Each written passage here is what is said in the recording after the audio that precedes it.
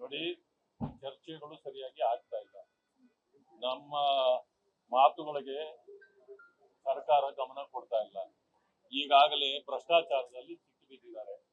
ಈಗಾಗಲೇ ನೀವು ನೋಡಿದ್ದೀರಿ, 5,000 ಕೋಟಿ ರೂಪಾಯಿ ಮಹಿಳೆಯರನ್ನ ಯಾಮಾರಿಸಿರ್ತಕ್ಕಂಥದ್ದಿದೆ. 2 ತಿಂಗಳದು ಅವ್ರಿಗೆ ಗೃಹಲಕ್ಷ್ಮಿ ಹಣ ಹೋಗಿಲ್ಲ. ಇದು ಸಿಕ್ಕಾಕೊಂಡ ಮೇಲೆ ಇದು ಮಾತಾಡಿ ಸಿಕ್ಕಾಕೊಂಡ್ರು. ಆದ್ರೆ ಇನ್ನೆಷ್ಟು ತಿಂಗಳು ಹೋಗಿಲ್ವೋ, ಜನ ಎಲ್ಲಾ ಕಡೆ ಕೇಳ್ತಿದ್ದಾರೆ, ನಮಗ್ ಬಂದಿಲ್ಲ ಬಂದಿಲ್ಲ ಬಂದಿಲ್ಲ ಮಾತಾಡ್ತಾರೆ. ಆದ್ರೆ ಸರ್ಕಾರ ಸುಳ್ಳು ಹೇಳ್ಕೊಂಡು ಇವತ್ತು ಸಿಕ್ಕಿ ಬಿದ್ದಿದೆ. ಆ ಕಾರಣದಿಂದ ಹಣ ಎಲ್ಲಿ ಹೋಗಿದೆ, ಯಾಕೆ ಕೊಟ್ಟಿಲ್ಲ, ಮತ್ತ ಆ ಹಣ ಎಲ್ಲಿ ಹೋಗಿದೆ, ಯಾರ ಅಕೌಂಟ್ ಹೋಗಿದೆ, ಯಾರ ಖಾತೆಗೆ ಹೋಗಿದೆ, ಯಾವ ಚುನಾವಣೆಗಳಿಗೆ ಹೋಗಿದೆ ಈ ಹಣ, ಸರ್ಕಾರ ಹೇಳ್ಬೇಕಲ್ಲ. ಈ ಕಾರಣದಿಂದ ಒಂದು. ಎರಡನೇದೇನಂತಂದ್ರೆ, ನಾವು ಉತ್ತರ ಕರ್ನಾಟಕದ ಭಾಗದ ಸಮಸ್ಯೆಗಳಿಗೆ ಪರಿಹಾರ ಕೊಡಬೇಕು ಅಂತೇಳಿ ಇಷ್ಟೊಂದು ಒತ್ತಾಯ ಮಾಡ್ತಿದ್ರು ಕೂಡ ಈಗಲೂ ಕೂಡ ಮೀನಮೇಷ ಎಣಿಸ್ತಿದ್ದಾರೆ. ಅದರ ಬಗ್ಗೆ ಅವರು ತಲೆ ಕೆಡಿಸ್ಕೊಂಡಿಲ್ಲ ಸರ್ಕಾರ. ಆದ್ರಿಂದ ಇವತ್ತು ಕೂಡ ನಮ್ಮ ಹೋರಾಟ ಎರಡೂ ಸದನಗಳಲ್ಲಿ ನಡೆದೇ ಇರ್ತದೆ.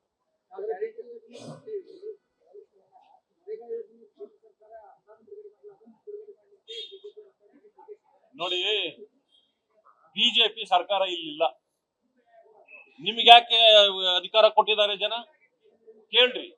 ಆಮೇಲೆ ಕೇಂದ್ರ ಸರ್ಕಾರ ಪದೇ ಪದೇ ಹೇಳ್ತಾ ಇದೆ, ನಮ್ಮ ಕಡೆಯಿಂದ ಯಾವುದೇ ಹಣ ಸರ್ಕಾರಕ್ಕೆ ಕೊಡ್ತಕ್ಕಂಥದ್ದು ಬ್ಯಾಲೆನ್ಸ್ ಇಲ್ಲ, ಕಾಲ ಕಾಲಕ್ಕೆ ಕೊಟ್ಟಿದ್ದೀವಿ ಅಂತ. ನೀವು ಸುಳ್ಳು ಹೇಳ್ಕೊಂಡು ಓಡಾಡ್ತಿದ್ದೀರಾ? ಅಥವಾ ನಾನು ಮೊದಲೇ ಹೇಳಿದ್ದೀನಿ, ಕೇಂದ್ರ ಸರ್ಕಾರಕ್ಕೆ ಲವ್ ಲೆಟರ್ ಅಲ್ಲ ಬರಿಬೇಕಾಗಿರೋದು, ನಿಮ್ಮ ಡಿಮ್ಯಾಂಡ್ ಅನ್ನು ತಲುಪಿಸಿ ಹೋಗ್ರಿ, ಕುತ್ಕೊಂಡಲ್ಲಿ ನಮಗ್ ಇಂತಿಂತದ್ದು ಬರ್ಬೇಕು ಅಂತ ಹೇಳ್ಬಿಟ್ಟು ತಗೊಬನ್ನಿ. ಏನೇನು ಪ್ರೊಸೀಜರ್ ಇದೆಯಾ ಆ ಪ್ರೊಸೀಜರ್ ಲ್ಯಾಪ್ಸಸ್ ಇದೆ ಅಂತ ಹೇಳಿ ಹಲವು ವಿಚಾರಗಳಲ್ಲಿ ಅವರು ಹೇಳ್ತಿದ್ದಾರೆ. ಅದಕ್ಕೆ ಯಾರು ತಪ್ಪು ಯಾರ್ದು ಸರಿ, ಯಾರು ಕಂಡು ಹಿಡಿಬೇಕು ಇದನ್ನ? ಅದಕ್ಕೆ ಸರ್ಕಾರಕ್ಕೆ ನಮ್ಮ ಒತ್ತಾಯ ಇದೆ, ನಿಮ್ದು ಏನಾದ್ರೂ ಬರ್ಬೇಕಂತಿದ್ರೆ ಅಲ್ಲಿ ಹೋಗಿ ಕುತ್ಕೊಂಡು ಮಾತಾಡಿ. ನೀವು ಬಿಜೆಪಿನವ್ರು ಕೇಳ್ರಿ ಅಂತಂತಂದ್ರೆ, ನೀವು ಕಾಂಗ್ರೆಸ್ ಸರ್ಕಾರ ಇದ್ದಾಗ ಕಾಂಗ್ರೆಸ್ನವ್ರು ಕೇಳ್ರಿ ಅಂತ ಹೇಳೋಗ, ಅಥವಾ ಬಿಜೆಪಿ ಸರ್ಕಾರ ಇದ್ದಾಗ ಬಿಜೆಪಿ ಕೇಳ್ರಿ ಅಂತ, ಇದು ತಪ್ಪಿಸಿಕೊಳ್ಳುವ ಒಂದು ತಂತ್ರಗಾರಿಕೆ. ಇದನ್ನ ಮಾಡಬೇಡ್ರಿ.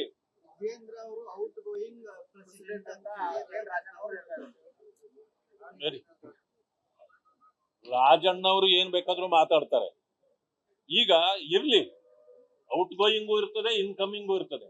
ಹಾಗಾದ್ರೆ ಮುಖ್ಯಮಂತ್ರಿ ಸಿದ್ದರಾಮಯ್ಯನವರು ಔಟ್ ಗೋಯಿಂಗು ಅದನ್ನ ಒಪ್ತಾರ ಅವರು? ಅವ್ರಿಗಾಗಲೇ ಅತಂತ್ರದಲ್ಲಿದೆ ಅವ್ರ ಸ್ಥಿತಿ. ಏನೋ ಬ್ರೇಕ್ಫಾಸ್ಟ್ ಮಾಡಿ ರಿಲೇಶನ್ಶಿಪ್ ಬ್ರೇಕ್ ಆಗದಿದ್ದಂಗೆ ಸ್ವಲ್ಪ ಒಂದು 15 ದಿವಸಕ್ಕೆ ನೋಡ್ಕೊಂಡಿದ್ದಾರೆ. ಡಿನ್ನರು ನಿಂತಿಲ್ಲ, ಇನ್ನರ್ ಪೊಲಿಟಿಕ್ಸ್ ನಿಂತಿಲ್ಲ. ಆಮೇಲೆ ನಾವು ಕೇಳಿದ್ರೆ 5 ವರ್ಷ ನಾನೇ ಮುಖ್ಯಮಂತ್ರಿ ಅಂತ ಸಿದ್ದರಾಮಯ್ಯ ಅವರು ಹೇಳ್ತಾರೆ. ಆ ಕಡೆ ಅವ್ರ ಕಡೆಯವ್ರು ಹೇಳ್ತಾರೆ, ನೋಡ್ತಾ ಇದೀವಿ ನವೆಂಬರ್ ಕ್ರಾಂತಿ ಮಿಸ್ ಆಯ್ತು, ಸಂಕ್ರಾಂತಿ ಅಂತೂ ಗ್ಯಾರಂಟಿ ಅಂತ ಅವ್ರು ಹೇಳ್ತಾರೆ. ಈ ಕೆಲಸ ಇದು ನಮಗ್ ಬೇಕಾ? ರಾಜ್ಯದ ಜನರಿಗೆ ಬೇಕಾ? ನೋಡಿ, ನಾನು ಹೇಳೋದು, ಉತ್ತರ ಕರ್ನಾಟಕದ ಸಮಸ್ಯೆಗಳನ್ನ ಬಗೆಹರಿಸುವ ಕ್ರಾಂತಿ ಆಗಬೇಕೇ ಹೊರತು ಇವರ ಅಧಿಕಾರದ ಕ್ರಾಂತಿ ಯಾರಿಗೂ ಬೇಕಾಗಿಲ್ಲ. ಈಗಾಗಲೇ ಜನ ಬೇಕಾದಷ್ಟು ಕುಪಿತರಾಗಿಬಿಟ್ಟಿದ್ದಾರೆ. ಈ ಸರ್ಕಾರ ಹೋದ್ರೆ ಸಾಕು, ಯಾವ ತಪ್ಪು ಮಾಡಿ ನಾವು ಈ ಸರ್ಕಾರವನ್ನು ತಂದು ಬಿಟ್ಟಿದ್ದೇವೆ ಅನ್ನೋ ಮಟ್ಟಕ್ಕೆ ಬಂದ್ಬಿಟ್ಟಿದ್ದಾರೆ. ಅದರಿಂದ ಜನರನ್ನ ಸಂತೈಸುವ ಕೆಲಸ ಮಾಡಬೇಕೇ ಹೊರತು ಅದನ್ನು ಬಿಟ್ಟು ಕಾಲಹರಣ ಮಾಡಬಾರ್ದು ಈ ಸರ್ಕಾರ. ಅಲ್ಲ, ಅದನ್ನೆಲ್ಲ ನಾವು ಆ ರೀತಿ ಲಘುವಾಗಿ ಮಾತಾಡೋದು ಬೇಡ. ಯಾಕಂತಂದ್ರೆ ನಾವು ಆ ರೀತಿ ಮಾಡಿದ್ರೆ ಜನರನ್ನ ನಾವು ದೂಷಣೆ ಮಾಡ್ದಂಗೆ ಆಗುತ್ತೆ. ಯಾಕಂದ್ರೆ ಜನ ಒಂದು ಸರ್ಕಾರ ಮಾಡ್ಲಿಕ್ಕೆ ಅಧಿಕಾರ ಕೊಟ್ಟಿದ್ದಾರೆ. ಆ ಅಧಿಕಾರವನ್ನ ಚಲಾಯಿಸಿ ಜನರ ಸಮಸ್ಯೆಗಳಿಗೆ ಅವರು ಸ್ಪಂದಿಸಬೇಕು. ಅವರ ಸ್ವಯಂಕೃತ ಅಪರಾಧದಿಂದ ಅವರೇ ಕುಸಿದು ಬಿದ್ರೆ ನಾವ್ಯಾರು ಏನು ಮಾಡಕ್ಕಾಗುದಿಲ್ಲ.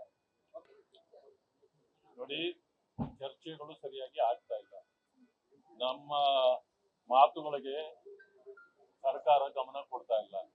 ಈಗಾಗಲೇ ಭ್ರಷ್ಟಾಚಾರದಲ್ಲಿ ಸಿಕ್ಕಿಬಿದ್ದಿದ್ದಾರೆ. ಈಗಾಗಲೇ ನೀವು ನೋಡಿದ್ದೀರಿ, 5,000 ಕೋಟಿ ರೂಪಾಯಿ ಮಹಿಳೆಯರನ್ನ ಯಾಮಾರಿಸಿರ್ತಕ್ಕಂಥದ್ದಿದೆ.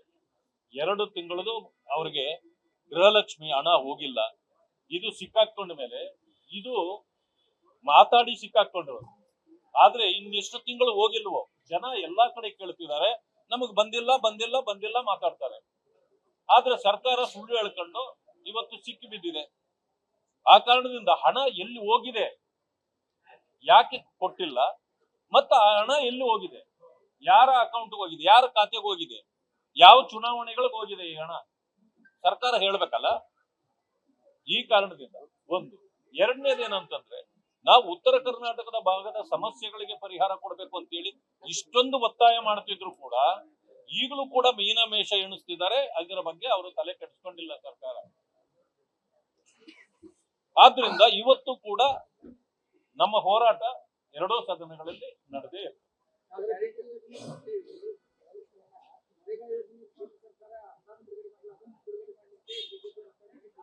ನೋಡಿ, ಬಿಜೆಪಿ ಸರ್ಕಾರ ಇಲ್ಲಿಲ್ಲ, ನಿಮ್ಗೆ ಯಾಕೆ ಅಧಿಕಾರ ಕೊಟ್ಟಿದ್ದಾರೆ ಜನ ಕೇಳ್ರಿ. ಆಮೇಲೆ ಕೇಂದ್ರ ಸರ್ಕಾರ ಪದೇ ಪದೇ ಹೇಳ್ತಾ ಇದೆ, ನಮ್ಮ ಕಡೆಯಿಂದ ಯಾವುದೇ ಹಣ ಸರ್ಕಾರಕ್ಕೆ ಕೊಡ್ತಕ್ಕಂಥದ್ದು ಬ್ಯಾಲೆನ್ಸ್ ಇಲ್ಲ, ಕಾಲ ಕಾಲಕ್ಕೆ ಕೊಟ್ಟಿದ್ದೀವಿ ಅಂತ. ನೀವು ಸುಳ್ಳು ಹೇಳ್ಕೊಂಡು ಓಡಾಡ್ತಿದ್ದೀರಾ?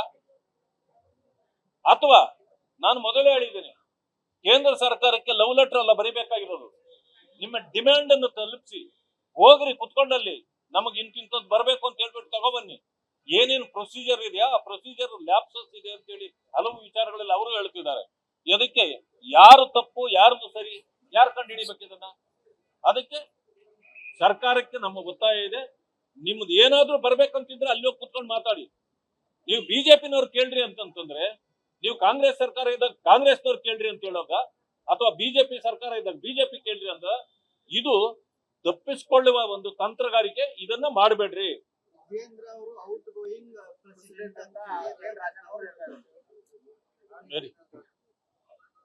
ರಾಜಣ್ಣವರು ಏನ್ ಬೇಕಾದ್ರೂ ಮಾತಾಡ್ತಾರೆ.